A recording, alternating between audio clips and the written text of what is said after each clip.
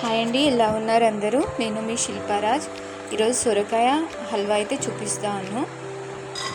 Pan పెట్టుకొని దాంట్లో బాదాము, కాజు వేసుకొని కొంచెం నెయ్యి వేసుకొని దాంట్లో ఇవి వేపుకోవాలి.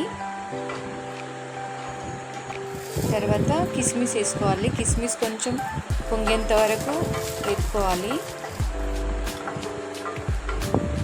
తర్వాత తీసేసుకోవాలి. మళ్ళీ అదే ప్యాన్లో సొరకాయను గీసెనతో గీసినాను. సొరకాయలో మధ్యలో ఉన్న భాగం అసలు మొత్తం తీసేయాలి. ఇందులోది మొత్తం ఏమంటారు దానికి, గువ్వం ఉంటుంది కదా, అది మొత్తం తీసేయాలి. అది ఉంటే అసలు మంచిగా రాదు. మళ్ళీ వాటర్ అంతా పిండేసిన తర్వాతనే దీంట్లో వేసి వేపుకోవాలి. మొత్తం నీరు ఎగిరిపోయేంత వరకు నెయ్యిలో వేపుకున్న తర్వాత షుగర్ వేసుకోవాలి. షుగర్లో కొంచెం మగ్గిన తర్వాత మంచిగా కాసి పెట్టుకున్న చిక్కటి పాలు వేసుకోవాలి. నేను 1/2 గ్లాస్ వేసుకున్నాను.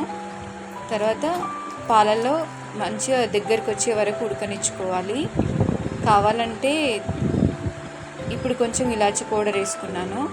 మీ దగ్గర ఉంటే ఫుడ్ కలర్ వేసుకోండి, గ్రీన్ కలర్ది. నా దగ్గర లేదు కాబట్టి న్యాచురల్గా చేస్తున్నాను. అంత దగ్గరకు వచ్చిన తర్వాత కొంచెం డ్రై ఫ్రూట్స్ వేసుకున్నాను, వేపుకున్నాయి, నెయ్యిలో వేయించుకున్నాయి.